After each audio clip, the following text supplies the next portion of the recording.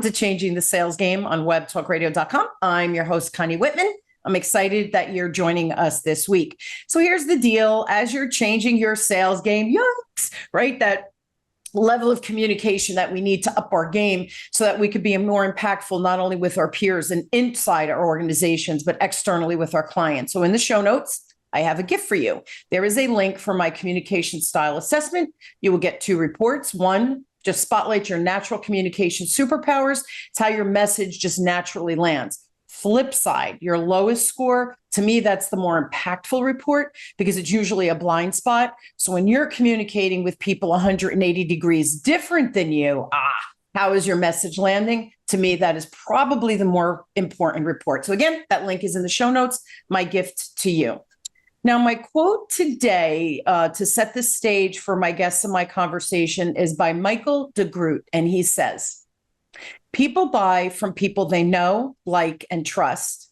At the start of building a relationship with your buyer, the only thing you can shoot for is trust.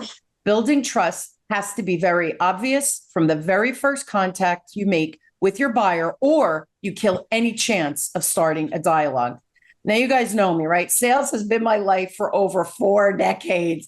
And I've lived by a code where, for me, or how I define sales, it's you have to come from love, care, and respect. So in short, for me, that means selling by building trust and earning that client loyalty. At the core, it is never about me. It is always about the client and how I can ultimately support them and their teams. Now, today, my guests and I, we're going to discuss several really big ideas that will help you develop strong, trust-based relationships with your prospects and customers, enabling you to sell more and also sell over the long run. And his quote is, "Sell more in the long run by selling less." Now, I love this topic, and I'm excited to share my guest, Dr. Jeff D. I can't talk today, Jeff. Dr. Jeff D. Standrige, who helps organizations and their leaders generate sustained results in innovation, strategy, profit growth, organizational transformation, and of course, leadership. Now, Jeff serves as managing director for arconductor.org, as well as for Innovation Junkie. He is also the co-founder and managing partner of Cadron Capital Partners and teaches at the University of Central Arkansas College of Business. Now, Dr. Standridge is also a best-selling author, and he has 3 books that you need to read: The Innovators Field Guide, Accelerators for Entrepreneurs, Innovators, and Change Agents, and the Top Performers Field Guide, Catalyst for Leaders, Innovators, and All Who Aspire to Be. And his last one, Creating Startup Junkies, Building Sustainable Venture Ecosystems in Unexpected Places. So with that very wonderful welcome, Jeff, thank you so much for being on the show.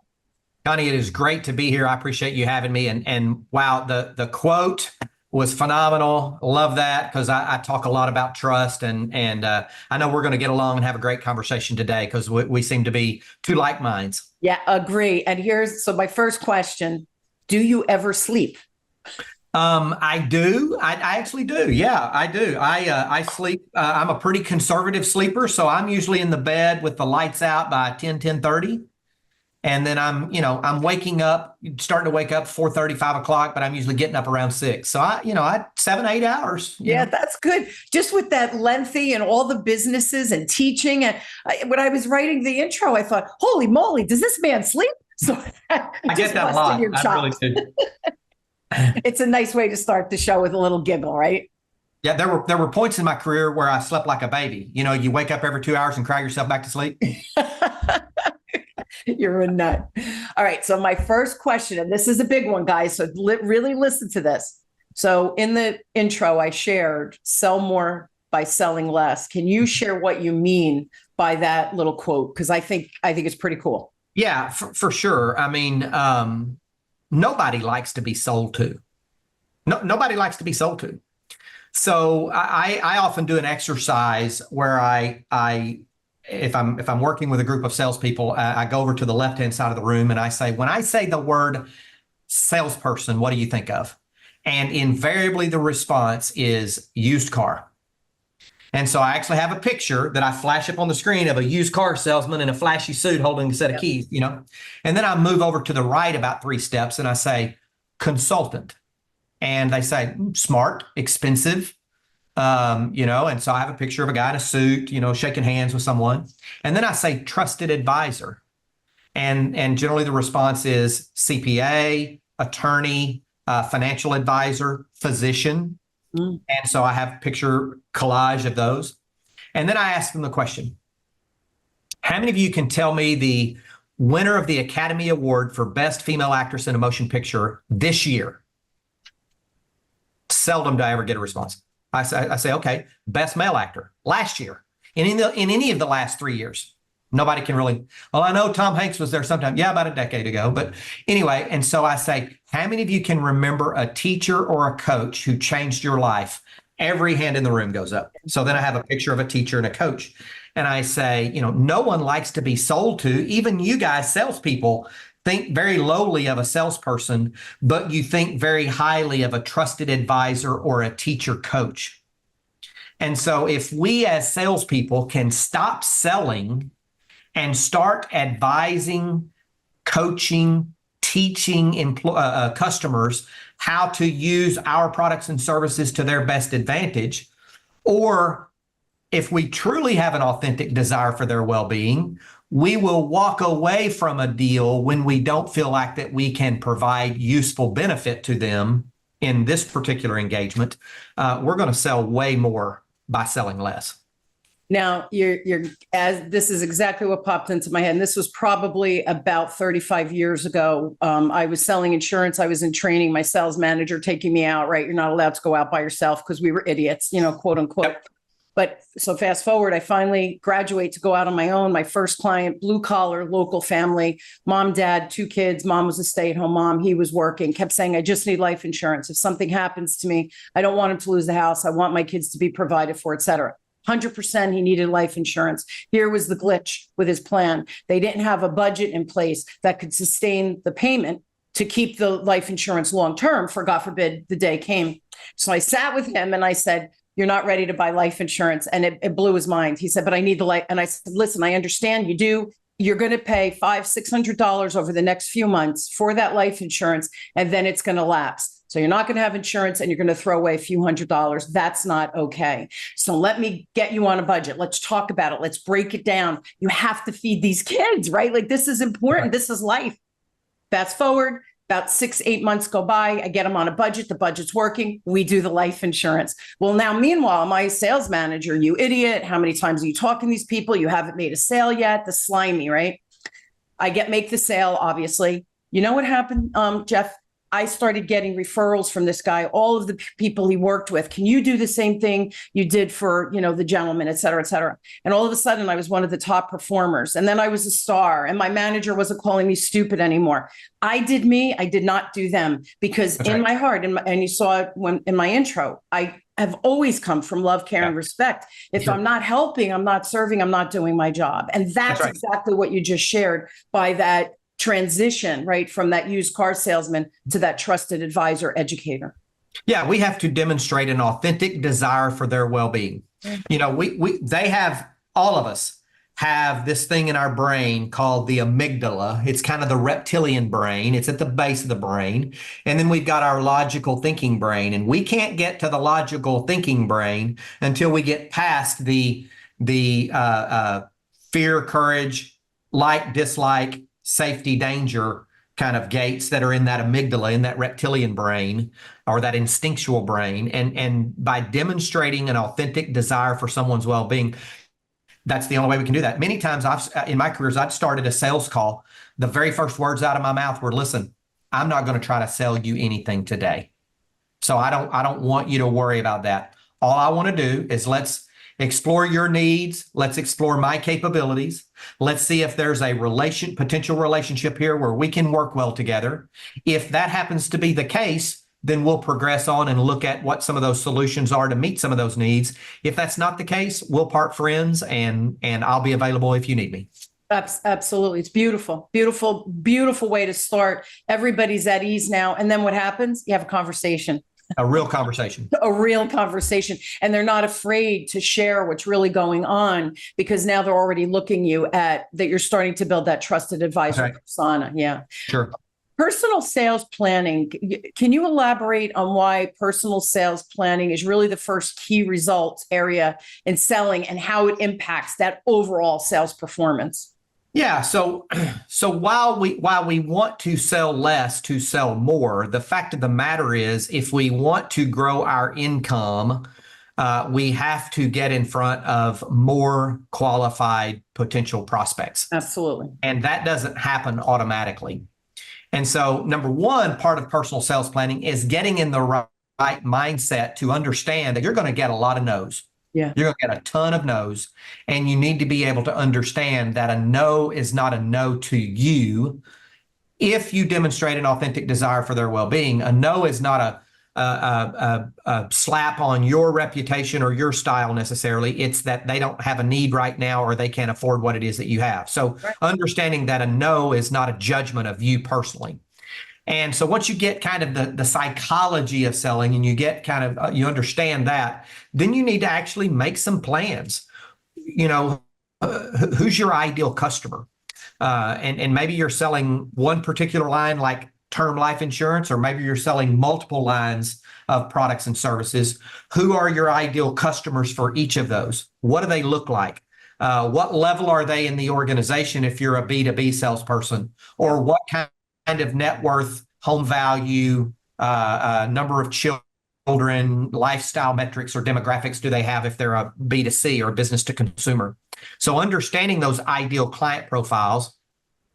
And then I like to have my coaching clients, sales coaching clients, or the salespeople that I led, build out their dream list 100. Who are the 100 people that you would dream to do business with because they match your ideal client profile? And then start looking at ways to get in front of those folks with value, to give them value before you ask for anything in return. And oh, by the way, part of that dream list 100 can be centers of influence, right? It can be your CPAs, your insurance agents, your wealth advisors, your bankers, depending on whatever the actual products and solutions that you represent. It's so funny because I teach a business development class as well as my signature sales class. But in my business development, I say to them, you realize 90% of new business development is planning. 90%. The 10% is, hitting the palm, palm to palm, talking to people.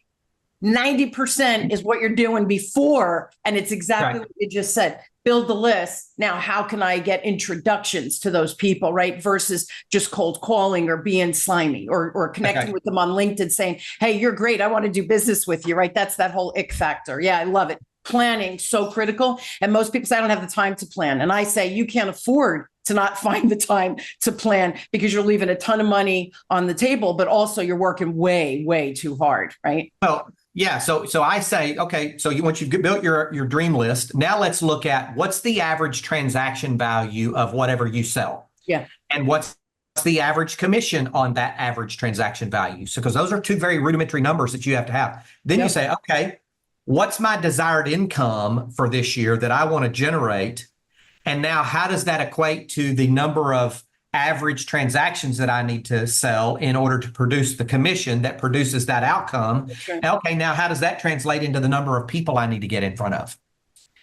And once you've done that work from the outset, and I don't ever like to reduce sales to being a numbers game. I have people that say that all the time. Oh, it's just a numbers game. Well, no, there's much more into it than it being a numbers game. However, those numbers can be very, very valuable to you in the sales planning process to plan for the amount of activity that you need to be engaged in order to create enough of potential opportunities to create enough of the transactions that lead to the actual commissions that drive your income. So there is a relationship. Yeah, and the numbers will drive the results. If you make one phone call a week, you're never going to meet your commission goal or whatever your income needs are. So that activity drives the results, but we have to have, and here's the other thing too, Jeff, right? Not only do we have to have the activity has to be quality activity. That's right. We can't just spinning our wheels. Yeah, because otherwise then we're really wasting time. No, you're exactly right. And, years of studying high performance across multiple job roles and industries and what have you, I've only seen one difference in the call reluctance of top performing salespeople and average performing salespeople, they all experience the same degree of call reluctance. Even top performers can figure out 1,000 reasons why they can't call on 10 more people this week, right? Oh, I've got to get these invoices done. Oh, I've got to get these proposals out. Oh, I've got to do more research, blah, blah, blah, blah, blah. The difference between top performing salespeople and average performing salespeople as it relates to call reluctance is that top performers do it anyway. They still have the same reticence. They still have the same reluctance, but they put it on their calendar. And if their goal is to talk to 25 people a week or whatever the number is, and they get to Friday at 2:00 and they've only seen 15, guess what? They don't go home at 2 or 3 or 4 or 5. They stay until they get the 25, or even the toppest of performers, they do 27 or 28. Yeah, they go over, and above. Again, the numbers drive the results. Good in, good out, right? Garbage in, That's garbage. right. It's the same Sure. thing. Let's talk about prospecting now. So we have our list. How could professionals effectively identify that list and then prioritize their ideal customer profiles during that whole planning of the prospecting phase? So, I like to suggest they do quite a bit of research within the existing business. If they're joining a company for the first time, right, doing some analysis of the existing customer base to look at and to help them refine who their ideal customers are. And I think I'm going in the direction you want to go here. Yeah. But then start thinking about how to get in front of those folks. It takes 1/15 of the effort to close a sale from a referral than it does from just a cold call. Yeah, right. Absolutely. Yeah. It takes 1/10 of the effort to produce a second sale to an existing client from the first sale, right? So understanding some of those dynamics, understanding that when you get a referral, you automatically move up the trust scale with someone because you're riding on the reputation of someone who's recommended you. Yeah. Looking for opportunities to short circuit or to shortcut the process by doing those kinds of things, spreading your time across direct outreach to potential prospects and outreach to potential centers of influence that can produce multiple prospects is a critical element of your time management in that regard.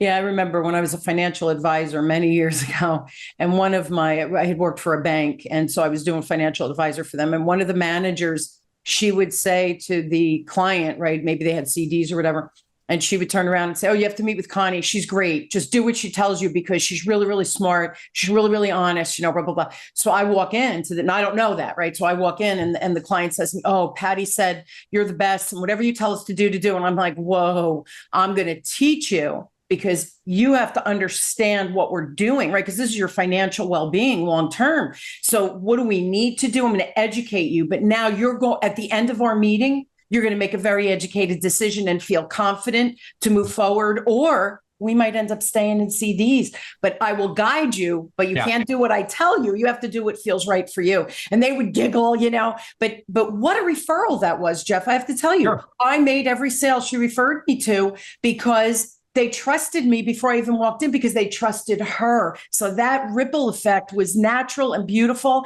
And it made them confident with me. And then, of course, I did the right thing. So it's this whole game we have to play, but we have to generate those referrals. And the other thing you said, every time we look at expanding sales, expanding relationships, we have to look at retention, expansion, and then the new blood, right? There's a three-pronged approach here. You can't just constantly be focused on bringing new money in or new business in and then ignore your existing customers because they're a lot cheaper and make a lot more money faster by tapping into that as well as. So that blending becomes really critical. Absolutely. And then, there's some stats out there that I think people need to understand on the prospecting side is that about 50% of salespeople give up after one contact. Yes. And 90% give up after 3 contacts. Yet 80% of sales are made between the 5th and the 8th contact. That's right. And so recognizing that when you create that Dream List 100 and you create that list of potential centers of influence, figuring out ways to get in front of them multiple times, having a cadence of getting in front of them multiple times over a period of time in order to produce the results that you're looking for is absolutely critical. I like to use Darren Hardy wrote a book called The Compound Effect. And in his book, he said, if I gave you a check for $1 million right now, or I promised you a penny a day, double daily for 30 days, which one would you take?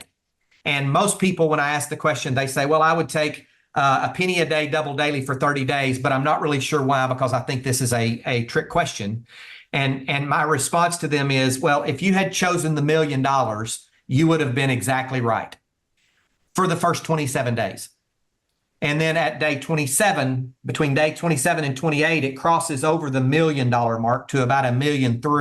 Yep. And on day 29, it crosses over to about 2.7. And then day 30, it crosses over to $5.4 million. And so understanding that the compound effect says seemingly small actions consistently applied over time yield massive results. Yeah. Right. And so that's the whole science and mathematics of prospecting.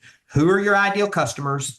How many times can you get in front of them? Remember that 5th to 8th contact is when sales are usually made. Yeah. And then setting yourself daily, weekly, monthly, quarterly activity goals to ultimately produce the results that you're looking for.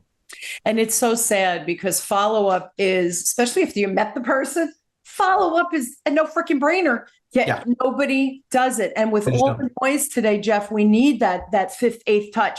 And everybody listening, the touch doesn't mean hello, it's Connie. You want me? Hello, it's Connie. So that's something we're talking about. A touch could be you send an article or you post something that's really intriguing and content driven that is valuable to that prospect. But they have to see you, hear from you 8, 10 times before they will believe that you could truly help them. And then getting the referral just speeds up the whole darn process exponentially. Hey, Bill, read this article today, immediately thought about your business, thought you could use it. Boom. And it can be an email with an attachment, or better yet, I have received a laminated page out of the magazine sent to my address with a handwritten sticky note on the front. Love it. Right? Love Even it. better. Yeah, even better. It's personal. We are in the business of personal. When someone says no to us, it's not personal. It's just not a good fit at this time. All right. Now I had all of my salespeople back a few years ago write a personal handwritten note to their top 25 best clients. Love it. And just sent them to their offices.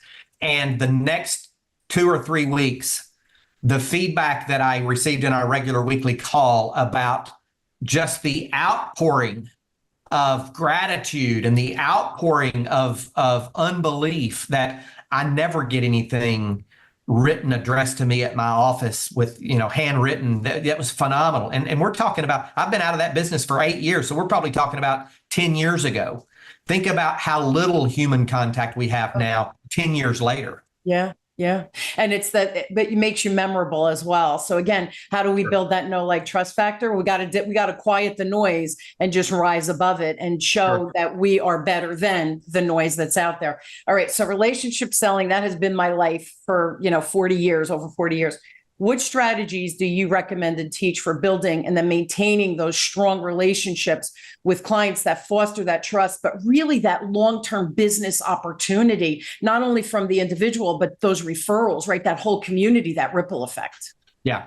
It's back to that authentic desire. I don't have sales calls with my customers. I have consulting calls. I have coaching calls with my customers.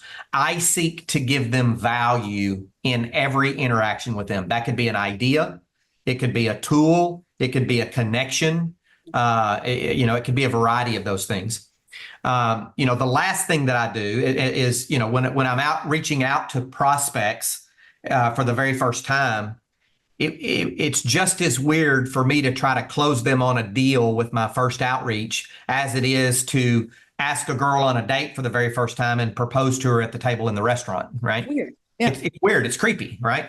So making sure that I am understanding that relationship building is a process. It takes time, and I'm putting small blocks in the wall, so to speak, of building that relationship, and then consistently looking to give them way more value than I ask for payment in return.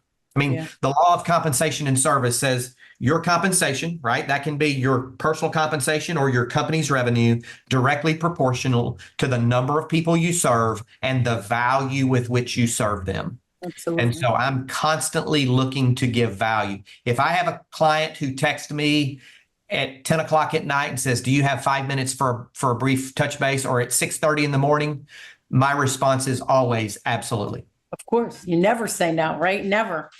Now I want to, you keep mentioning, right? That was the relationship building piece. And I love I love visual. I'm a visual learner, right? The block by block or brick by brick. And that's when we build that solid foundation. So people do continue to choose us. And again, in my intro, I said, it's not only that immediate sale, but how can I become that planning partner? So in my case, right, when they had a financial event, I would be top of mind and they would call Connie Whitman because they knew even if I couldn't help them, they know I would put them in front of a trusted person or trusted advisor, right? That's in my orbit, right? Or my community. Now I want to shift. You keep saying consultative selling. For the listeners, can you explain what that approach looks like, consultative selling looks like, and the importance in accurately identifying, and really it's about solving that client's need, right? Absolutely. So we use a little acrostic called SALE, right? SALE. Start by building a strong trust-based relationship.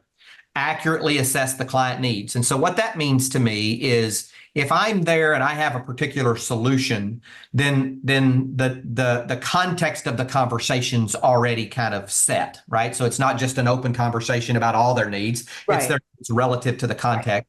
Right. And so I actually articulate back to the client. So I want to talk about the problems that you're trying to solve or the opportunities you're trying to seize in this regard. And I'm listening for those.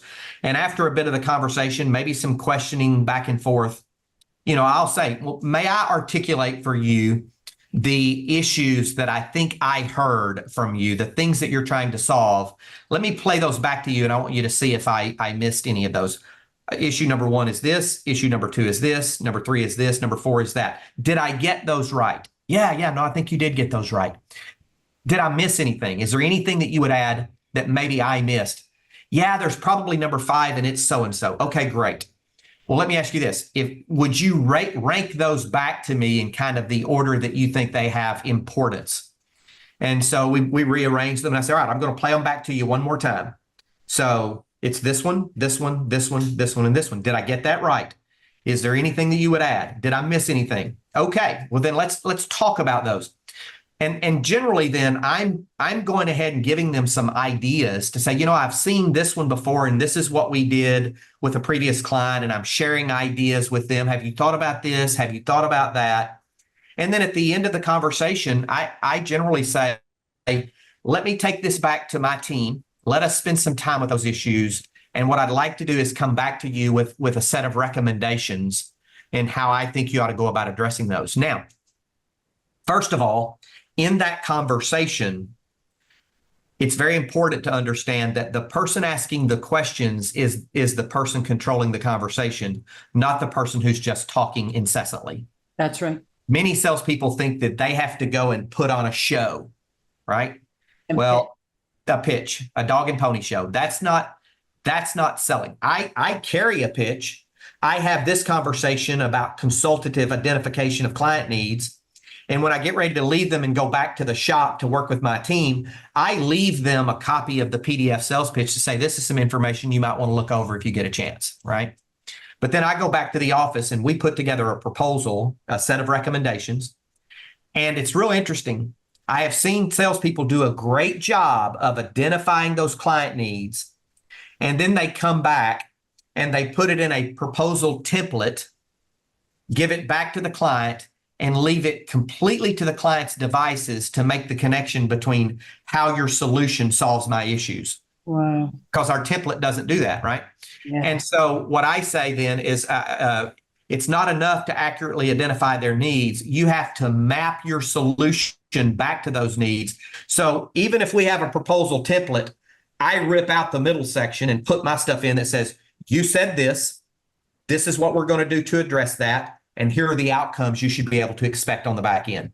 Yeah. So I map every component of our solution back to their issues that they identified in the order that they prioritized them for me. Client can argue with my words. They can't argue with their own words.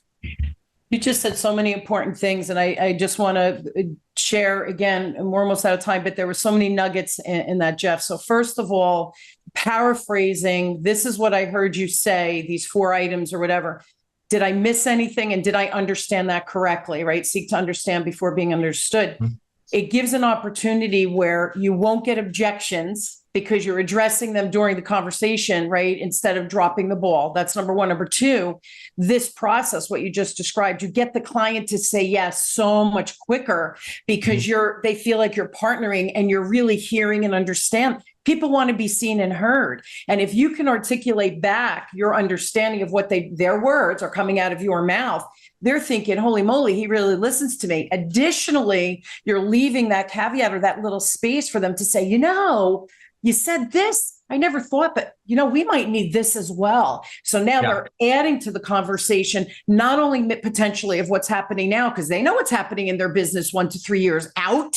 They might be able to anticipate other things that we could start to put into place now to build for that future as well. You've just made yourself a real trusted advisor and partner by just doing that paraphrasing piece of it. The other thing you said is, and I think this is important, I want everybody to understand, we vomit, we have these products, we could solve, this is what we do. Nobody cares. You have to make sure that you bring it back to, you said that, exactly what you said, you said this, here's the solution. I call it the pantry. Every time you're in front of a client, stop pushing what you think they need before the meeting. You're anticipating and assuming. Stop that. You go in, you have to customize the solution and create those little nuances. So when you describe those 5 priorities, those 5 priorities, chances are, even if the 5 topics are the same, the order of prioritization is going to be different. So it should be customized. It should never be, let's put that square peg in the round hole. So I just want to make sure everybody heard that. There are a bunch of nuggets in there. And think about how different that is from the traditional sales approach where we walk in there and we all over our clients. Yeah. We do this and we do this and we've been around this long and we've been around it. It's about us versus about them. Yeah. Right. And that's information that I can send them ahead of time. And one of the things I also like to do as part of that consultative selling process is send them a note ahead of time that says, hey, really looking forward to our conversation on Thursday. This is probably on a Monday. Here's what the goal is. The way I see the goal, and I think you may agree with this, that the desired outcome is to see if there's an opportunity for us to solve some of the challenges that you have.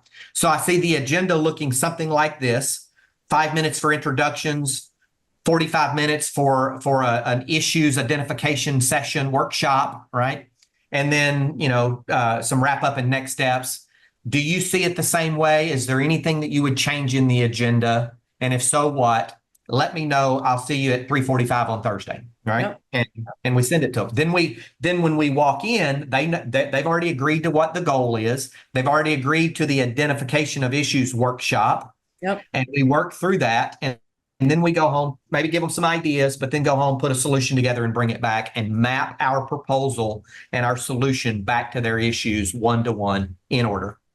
And again, the agenda is part of that preparation, right? Sales is really preparation. You've used the word science before. I believe sales is a science where we can rinse and repeat certain things, but the authenticity of that engagement is where the magic happens. But you have to have all that foundational stuff in place. Otherwise, we're just floundering. And like you said, we're talking, but we're not saying, we're an empty vessel, right? We're not saying much. So listen, we're out of time. I love you, my friend. I love you. I love everything you're saying. I think you're spot on. And I've lived 4 decades doing this exactly the way you're saying. This stuff works, guys. Jeff, it's worked for him. It's worked for me. We're special, Jeff. Don't get me wrong. But we're perfect over here. But anybody can do this. Just breathe, pause, and start to identify a strategic approach to sales. And trust me, magic happens. So I know you need more Jeff in your life. So I'm going to give you his email. It's jeffs@ innovationjunkie.com. And then go to his website. It's jeffstandrige.com. I will put that in the show note as well. And I know if anybody has a question, they can email you directly. You're happy to jump on and chat, right? Absolutely. Also very active on LinkedIn, so they can reach out to me there. And my handle is Jeff Standrige too. So would love to interact with any of your listeners. It's been a pleasure talking with you. I appreciate it. And sounds like we are kindred spirits when it comes to sales. We really are, Jeff. It's the yin yang, the female male version, but we're saying the same thing at the end of the day. I love it. Nicely done. Thank you for being on and just sharing. I think it's tips we know, but tips we forget. So I'm really glad the way you broke it down and the examples you gave. Just really nicely done. So thank you so much. Absolutely. Uncommon knowing does not equal uncommon doing. It's true. It's really true.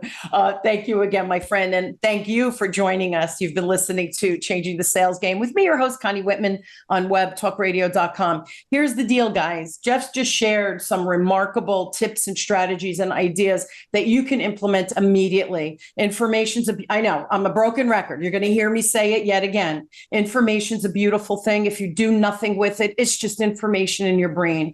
Trust me, put it into action. Check out Jeff's website.